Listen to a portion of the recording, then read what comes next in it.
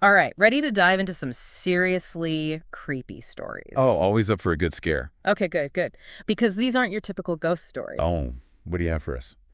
We've got a collection of short horror stories, but get this, they're all written by a 12th grader. Wow, a 12th grader. That's impressive. What kind of stories are we talking about? She shared some of her favorites on her blog, and let me tell you, this girl knows how to create some seriously creepy vibes. I'm intrigued. So, classic campfire tales, but with a modern twist from a young writer. Exactly. And the titles alone are enough to give you goosebumps. Oh, I love a good creepy title. What are we talking about? We've got Who's in My Bed, The Cabin, The Red Wristband, just to name a few. Ooh, yeah, those are definitely sending shivers down my spine already. Something about those simple titles, gets right to the point. Right, you can already feel the tension building. Absolutely. Speaking of tension, you know what always gets me is how these short stories, they can create such a powerful atmosphere in just a few pages. Yeah, totally. It's like they condense all the fear and suspense into these tight little packages. Exactly. It's all about pacing and imagery, creating Yeah. that sense of dread, Oh, for sure. And this author, she's got that down to an art. So, you ready to jump into the first story? Absolutely. Hit me with it. Right, so the first one is called Who's in My Bed? Okay, I'm already creeped out. Just the title. Right. You know that classic childhood fear of monsters under the bed? Oh, yeah. Who didn't check under the bed every night as a kid? Exactly. Well, this story takes that fear and flips it on its head. Okay, now I'm really interested. Tell me more. So it starts off innocently enough. A father is going to say goodnight to his 7-year-old son, just like any other night. Seems pretty normal so far. Where's the twist? Well, there's something off about the son, like he has this unsettling grin on his face. Uh-oh. This is never a good sign. And then he asks his dad to check under the bed for monsters. Classic. Oh, yeah, the classic monster under the bed request. But here's where things get really, really creepy. Okay, I'm on the edge of my seat. Lay it on me. The dad checks under the bed expecting maybe some dust bunnies or a lost toy. Yeah, the usual suspect. But instead he finds his son, his real son. Hold on, what? Yeah, his real son is under the bed, pale and whispering, "Daddy, there's someone on my bed." Oh my gosh, that's just chilling. I mean, talk about turning a childhood fear into a parent's worst nightmare. Right, and it's so effective because it's not just a monster, it's an imposter pretending to be the child. Yeah, that's way creepier than just your average monster Mhm. under the bed. And the fact that it's the parent discovering this, that adds a whole other layer of fear. It's like she's tapping into those anxieties parents have about keeping their kids safe, in a world that feels increasingly uncertain. Absolutely. It's like, who can you trust? Who's real and who's not? And then there's the question of who or what is actually in the bed. The author leaves that completely to our imagination, which makes it even more unsettling. Ugh, I hate when they do that. Yeah. It's like my brain immediately starts filling in the blanks with the worst possible scenarios. Right. Because now you're not just worried about what's hiding in the shadows, you're wondering who you can trust. That's some serious psychological horror right there. The kind that sticks with you long after you finish the story. Exactly. Okay, so from a terrifying imposter in a child's bed, let's move on to another classic horror setting the isolated cabin in the woods. Oh yeah, classic horror trope right there. Can't go wrong with the creepy cabin.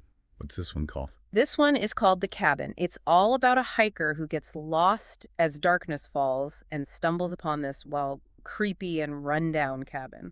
Okay, I can already picture it. It's getting dark. The woods are silent. And then, there it is. Yeah. This ominous cabin just appears out of nowhere. Exactly. Desperate for shelter, he decides to spend the night, but he quickly realizes he's not alone. Alone in a creepy cabin in the woods. No, thank you. Oh. What happens next? Well, as he's trying to fall asleep, he keeps noticing these portraits on the walls, these eerie figures with these strange smiles that seem to be watching him. Oh man, paintings in horror movies, that's always a bad sign. Especially if they're staring. And that's where she really gets you. She's playing on our natural instinct to recognize faces, to interpret emotions.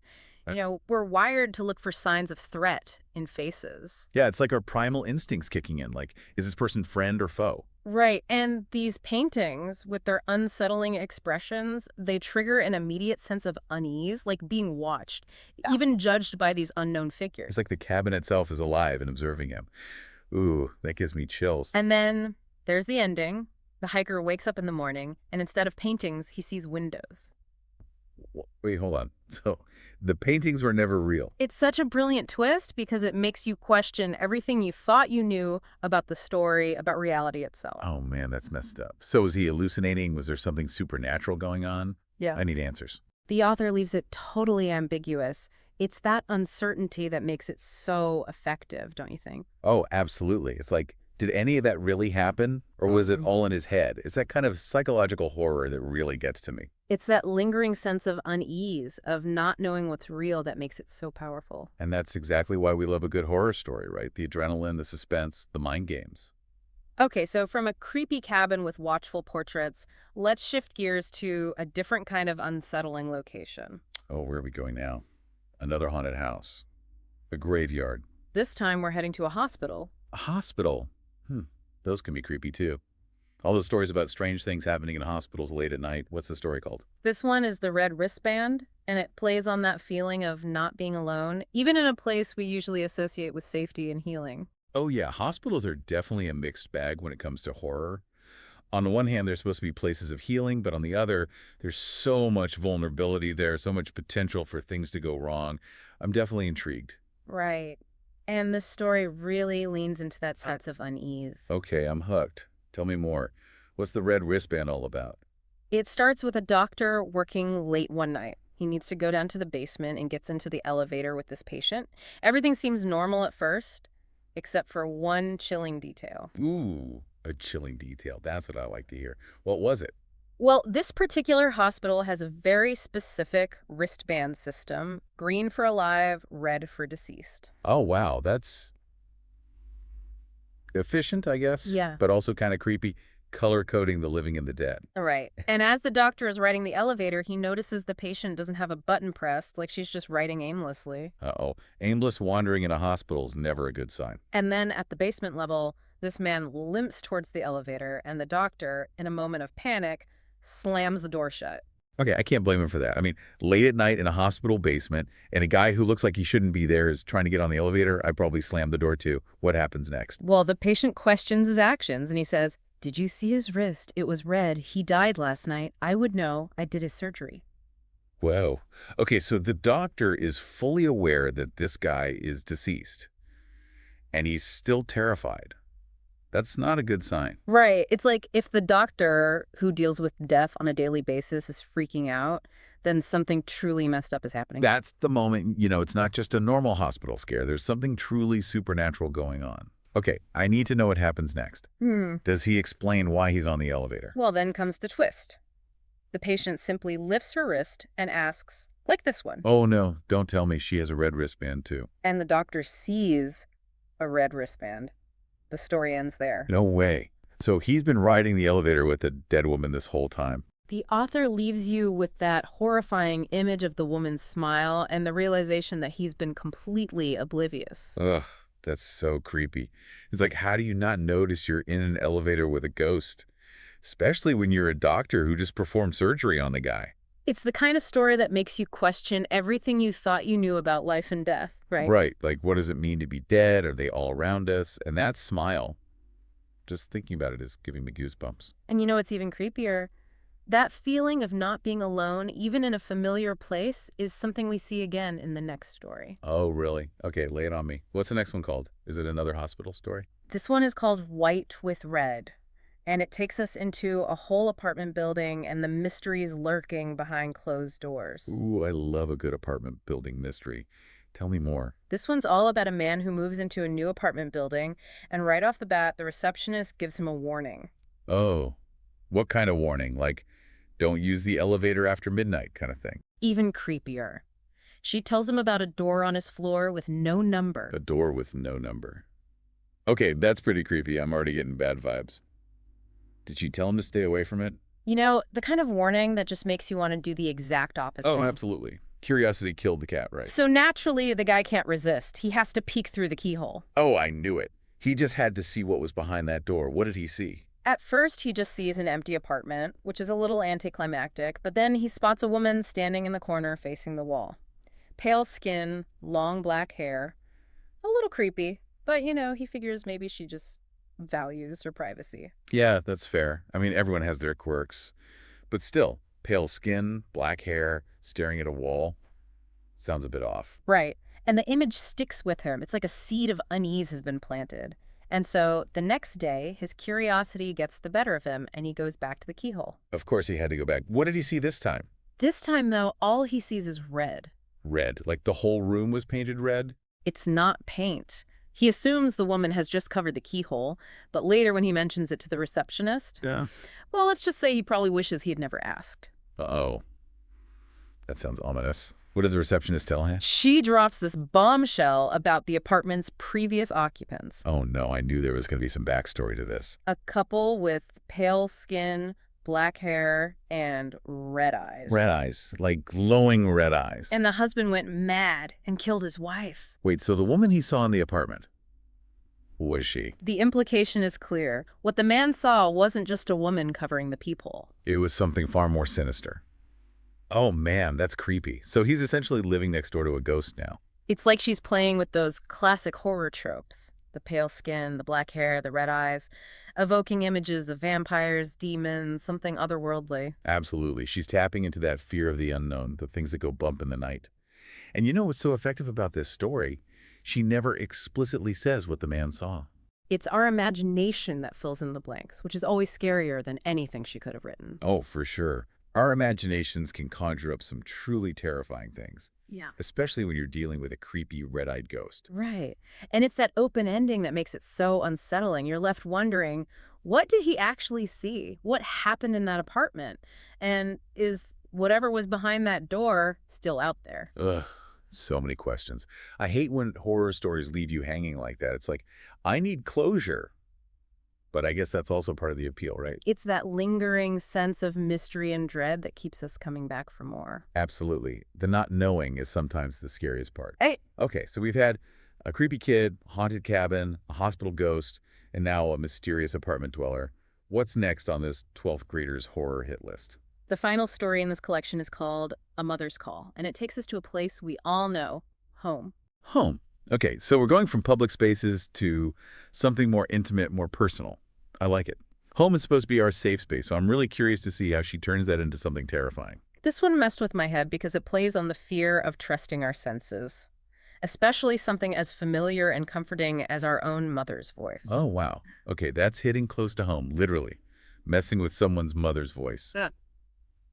That's dark. It is. It starts with a daughter upstairs doing her homework when she hears her mom calling her name. You know, just a normal evening. Yeah, totally relatable. We've all been there. But as she's about to head downstairs, she's pulled into the laundry room by her actual mother. Wait, what? Her actual mother. But she just heard her mom call her name. Right. And the mother is clearly terrified and whispers, "Don't go down there. I heard it too." Oh my God. Yeah. Spine tingling. Yeah. So it wasn't her mom calling her. Then who was it? That's the question, isn't it? And that line, it's so simple but so effective. It's like, in that instant, you realize that the voice wasn't her mother at all. Yeah, that's just pure genius. It takes something so ordinary, a mother calling her daughter, and twists it into something absolutely terrifying. And it taps into that primal fear of deception, of not being able to trust what we hear. We rely so much on our senses, on recognizing familiar voices. Exactly. Like if you can't even trust your own mother's voice, then what can you trust? Right. It's like suddenly your own house, a place that's supposed to be safe, becomes a potential source of danger. And what's even more disturbing is the thought of what might have happened if the daughter had gone downstairs. Ugh, don't even go there. I'm already freaked out enough. Yeah. But seriously, this author, she's got some serious talent. Right. It's amazing how she's able to build so much suspense and dread in such a short format. Absolutely. She's really mastered the art of the short horror story. So we've gone from a creepy imposter in a child's bed to a haunted cabin in the woods, a hospital elevator ride with the undead, a forbidden apartment door, and now a voice mimicking a mother's call. This 12th grader has a seriously dark imagination. She does. But did you notice any recurring themes or elements that stood out to you in these stories? Let me think. Well, a lot of these stories played with the idea of mistaken identity.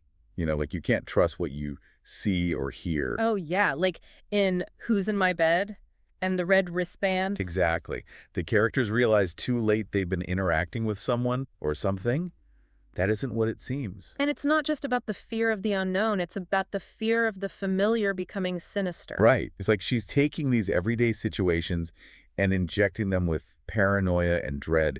You start to question everything and everyone around you. Which is a really powerful tool for a horror writer. I mean, that's the kind of stuff that really gets under your skin. Totally. And then there's how she uses atmosphere and suggestion to create this creeping dread. Oh, yeah, like in The Cabin and A Mother's Call. Exactly.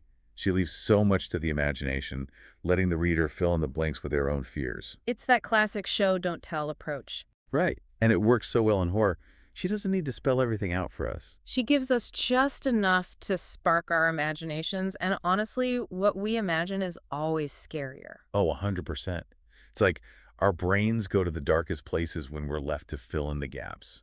And I think that's one of the things that makes these stories so effective. They're not just about jump scares or gore. They're about getting under your skin and planting these seeds of doubt and unease that linger long after you've finished reading. It's like psychological horror in miniature, really. She packs so much into such a short format. It's really impressive. So out of all these mini masterpieces of terror, which story really resonated with you? Ooh, that's a tough one.